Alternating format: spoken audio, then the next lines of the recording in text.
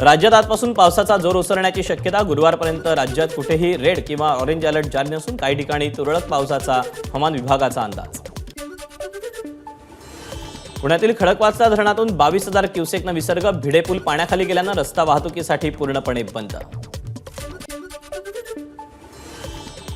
मुंबईतील 10% पाणी कपात आजपासून मागे। मुंबईला पाणी पुरवठा करणाऱ्या धरणांच्या पाणीसाठ्यात वाढ झाल्यानं पाणी कपात मागे घेण्याचा निर्णय।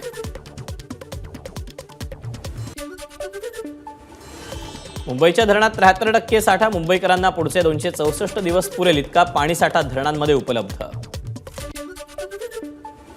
मुसळधार पावसामुळे नागपूरच्या तोतलाडोह प्रकल्पाचे 14 दरवाजे उघडले तर निम्न वेणा धरणाचे 21 दरवाजे आणि दांद धरणाचे 7 दरवाजे उघडले असून धरणातून 1867 क्युसेकनं विसर्ग। नागपूर जिल्ह्यात उमरेड तालुक्यातल्या मकर धोकडा तलाव ओव्हरफ्लो। पर्यटकांची गर्दी, कोणताही अनुचित प्रकार घडू नये म्हणून पोलिसांचाही बंदोबस्त। कोल्हापूरकरांना काहीसा दिलासा। पंचगंगेच्या पाणी पातळीत 1 फुटाची घट। पाणी पातळी 46.6 फुटावर। सांगलीचा पुराचा धोका तूर्त तरी टळला। कृष्णा नदीची पाणी पातळी घटली। चांदोली धरण परिसरात पावसाची मुसळधार बॅटिंग मात्र कायम। कृष्णा आणि वारणा दोन्ही नद्यांच्या पाणी पातळीत वाढ। दोन्ही नदीकाठची पिकं गेल्या 8-10 दिवसांपासून पाण्याखाली असल्यानं कुजल्याची शक्यता। शेती पिकांचं मोठ्या प्रमाणात नुकसान। वाशिममध्ये सुरू असलेल्या जोरदार पावसामुळे अडाण धरण प्रकल्प 100% भरला। अडाण प्रकल्पाचे 5 दरवाजे उघडले। दरम्यान पाऊस जास्त झाल्यानं पाण्याचा विसर्ग वाढवण्याची शक्यता। वाशिममधील सोनल धरण ओव्हरफ्लो। झाडझुडपं वाढल्यानं धरणांच्या भिंतीला तडे जाण्याची भीती। तात्काळ झाडांची छाटणी करण्याची मागणी। धुळ्यात दमदार पावसामुळे जलप्रकल्पांच्या साठ्यामध्ये वाढ। साक्री तालुक्यात दमदार पाऊस झाल्यानं कान नदीवरील जामखेडी मालणगाव प्रकल्प ओव्हरफ्लो। भंडाऱ्यात पावसानं काहीशी उसंत घेतल्यानं गोसीखुर्द धरणातील पाण्याचा विसर्ग काहीसा कमी। धरणाचे दरवाजे 33 सध्या धरणाचे 33 दरवाजे 1 मीटरनं उघडले असून 2.5 लाख क्युसेकनं पाण्याचा विसर्ग। पालघर जिल्ह्यात पावसानं पूर्णतः उसंत घेतल्यानं धामणी धरणाचे 3ही गेट पुन्हा बंद। सूर्या नदीचा पूरही ओसरला। खैरी धरणाच्या ओव्हरफ्लोच्या प्रवाहात वाहून गेलेला कारंजी इथला युवक अद्याप बेपत्ता। अजूनही शोध सुरूच। नंदुरबार शहर आणि परिसरात काल रात्रीपासून पावसाची संततधार। शेतात पाणी साचल्यानं पिकं खराब होण्याचा धोका। अनिल देशमुखांनी केलेला खुलासा गंभीर। समित कदमला वाय दर्जाची सुरक्षा का दिली? खासदार संजय राऊतांचा सवाल। समित कदमचा भाजप आणि संघाशी संबंध। खासदार राऊतांचं वक्तव्य तर राऊतांनी फडणवीस आणि समित कदमांच्या भेटीचे फोटो दाखवले। निवडणुकीच्या तोंडावर शरद पवारांकडून दंगल घडवण्याची भाषा। ते चांगलं नाही तर तेढ निर्माण करणाऱ्यांना रोखण्यासाठी पवारांनी पुढाकार घ्यावा। भाजपचे प्रदेशाध्यक्ष चंद्रशेखर बावनकुळेंची प्रतिक्रिया। अनिल देशमुख 2.5 वर्षांनंतर संभ्रम निर्माण करतायत। देशमुखांनी गृहमंत्री असतानाच दबाव आणणाऱ्यांवर कारवाई का केली नाही? चंद्रशेखर बावनकुळेंचा सवाल। राष्ट्रवादी काँग्रेसमधील आमदार अपात्रता प्रकरणाची आज सर्वोच्च न्यायालयात सुनावणी तर ठाकरे गटाची सुनावणी 30 जुलैला होण्याची शक्यता। पुण्यातील पूरस्थितीचा आढावा घेतल्यानंतर राज ठाकरेंची आज दुपारी 4 वाजता पत्रकार परिषद। राज ठाकरे काय बोलणार याकडे लक्ष। अजित पवार गटाचा आणखी एक आमदार शरद पवारांसोबत। हडपसरचे आमदार चेतन तुपेंची शरद पवारांच्या कार्यक्रमात उपस्थिती। नुकतेच बाबाजांनी दुराणी देखील पवारांच्या राष्ट्रवादीत। मराठ्यांना ओबीसीतून आरक्षण द्यावं का याबाबत शरद पवारांनी भूमिका स्पष्ट करावी। भाजप नेते प्रवीण दरेकरांची मागणी। शिवसेनेनं 93 मतदारसंघात निरीक्षक नेमले पण सर्वच्या सर्व 288 मतदारसंघात निरीक्षक नेमणार असल्याची आमदार संजय शिरसाट यांची माहिती। भाजपची 288 जागांची तयारी पण मिळतील तेवढ्या जागा लढू। उच्च आणि तंत्रशिक्षण मंत्री चंद्रकांत पाटलांचं वक्तव्य। राष्ट्रवादी काँग्रेसचे प्रदेशाध्यक्ष सुनील तटकरे 2 दिवस नाशिक जिल्ह्याच्या दौऱ्यावर। नाशिक सिन्नर येवला विधानसभेचा आढावा घेतल्यानंतर आज निफाड दिंडोरीचा आढावा घेणार। विधान परिषदेच्या निवडणुकीत विजयी झाल्यानंतर पंकजा मुंडे आज बीड जिल्ह्यात दाखल होणार. भगवानगडावरून पंकजा मुंडेंच्या दौऱ्याची सुरुवात.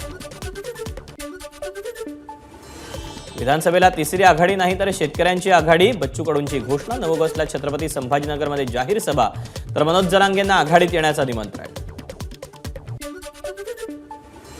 शरदचंद्र पवार पक्षाचे प्रवक्ते नितीन राऊतांची भाजप नेत्या चित्रा वाघ यांच्या विरोधात तक्रार. वाघ यांनी सोशल मीडियावर केलेल्या पोस्टद्वारे सामाजिक स्वास्थ्य बिघडवण्याचा प्रयत्न सुरू असल्याचा तक्रारीतून उल्लेख.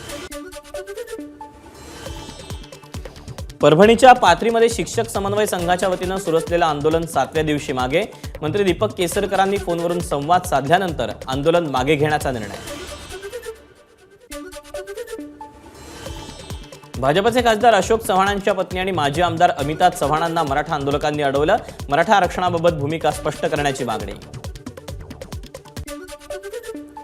भारताला आजही पदकाची आशा, नेमबाज रमिता जिंदालही अंतिम फेरीत दाखल. अर्जुन बबूताही पुरुष नेमबाजांच्या 10 मीटर एअर रायफलच्या अंतिम फेरीत. आज रंगणार सामना. भारताच्या मनु भाकरला पॅरिस ऑलिम्पिकच्या नेमबाजीत कांस्य पदक. 10 मीटर एअर पिस्टलमध्ये मनु भाकरला कांस्य. ऑलिम्पिकमध्ये नेमबाजी स्पर्धेत मनु भाकरला कांस्य पदक. पंतप्रधान नरेंद्र मोदींचा मनु भाकरला फोन. पदक मिळवल्याबद्दल अभिनंदन आणि कौतुक. ऑलिम्पिक पदकाचं स्वप्न नेहमीच पाहत असल्याची ऑलिम्पिक पदक विजेती खेळाडू मनु भाकरची विजयानंतर पहिली प्रतिक्रिया. पॅरिस ऑलिम्पिकमध्ये मनु भाकरनं कांस्य पदक पटकावल्यानंतर प्रशिक्षक आणि पालकांकडून आनंद साजरा. ऑलिम्पिकमध्ये पीव्ही सिंधूची विजयी सलामी. एकेरीमध्ये मालदीवच्या रजाकवर सहज विजय. सिंधू 21-9 आणि 21-6 अशा फरकानं दणदणीत विजयी. ऑलिम्पिक टेबल टेनिसमध्ये भारताच्या श्रीजा अकुलाची विजयी सलामी. श्रीजा अकुलाचा स्वीडनच्या क्रिस्टिनावर 4-0 असा दणदणीत विजय.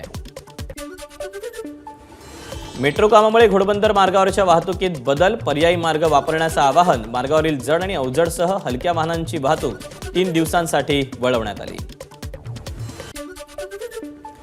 हार्बर रेल्वेचा विस्तार बोरिवलीपर्यंत करणार. केंद्रीय मंत्री पियुष गोयल यांची माहिती. सायन उड्डाण पूल 1 ऑगस्टपासून वाहतुकीसाठी बंद होणार. 112 वर्ष जुना तसंच जीर्ण झाल्यानं पूल पाडण्याचा महापालिकेचा निर्णय. मुसळधार पावसामुळे भाज्या खराब होत असल्यानं दर कडाडले. चवळी, हिरव्या वाटाण्यांसह कडधान्य देखील महागली, तर टोमॅटोच्या दरानं शंभरी गाठली. मनुस्मृतीचा संदर्भ अभ्यासक्रमातून हद्दपार करणार. एनसीईआरटीचा निर्णय. शिक्षण प्रेमींनी व्यक्त केलं समाधान. कडाडून विरोध झाल्यानं शिक्षण विभाग बॅकफूटवर. मनोरमा खेडकर यांच्या जामीन अर्जावर आज सुनावणी. शेतकऱ्यांना बंदुकीचा धाक दाखवून धमकावल्याप्रकरणी मनोरमा खेडकर येरवडा कारागृहात. वादग्रस्त आयएस पूजा खेडकरांचा शोध मंदावल्याची चर्चा. हजर होण्याच्या मुदतीला 6 दिवस उलटल्यावरही यूपीएससीचा जाब विचारण्यास नकार.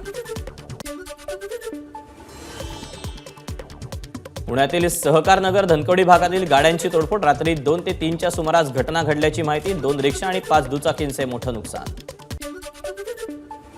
मुंबईच्या गोरेगाव नेस्को एक्झिबिशन सेंटरमध्ये 26 भटक्या कुत्र्यांचा मृत्यू. 20 कुत्री उपासमारीनं मरण पावल्याची तक्रार. गोंदियाच्या आमगाव सारेकसा राज्य महामार्गाची प्रचंड दुरावस्था. महाराष्ट्र, मध्य प्रदेश, छत्तीसगड या 3 राज्यांना जोडणाऱ्या 35 किलोमीटरच्या मार्गावरचे खड्डे. जीव मुठीत घेऊन नागरिकांचा प्रवास. वरळीत BMW कारच्या धडकेत जखमी झालेल्या दुचाकीस्वाराचा मृत्यू. ठाण्यातील व्यावसायिकाच्या गाडीनं धडक दिली होती. मागील 8 दिवसांपासून न्याय रुग्णालयात उपचार सुरू होते. सामाजिक कार्यकर्ते सोनम वांगचुक यांचा पुन्हा उपोषणाचा इशारा. लडाखला राज्याचा दर्जा पुन्हा मिळावा आणि राज्यघटनेच्या 6व्या परिशिष्टात त्याचा समावेश व्हावा या मागण्यांसाठी वांगचुक यांची मार्च महिन्यात 21 दिवस उपोषण केलं होतं.